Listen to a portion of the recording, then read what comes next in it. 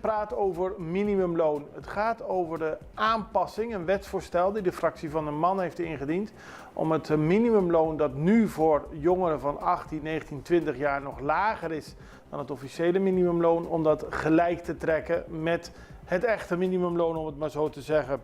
De grootste oppositiepartij PAR heeft bedenkingen hierbij, omdat daarmee wellicht de positie van de jongeren minder goed wordt. Bijvoorbeeld doordat werkgevers meer jongeren van 16 en 17 gaan aannemen. Die verdienen namelijk meer dan 4 gulden minder dan de jongeren dadelijk als dit wetsvoorstel wordt aangenomen.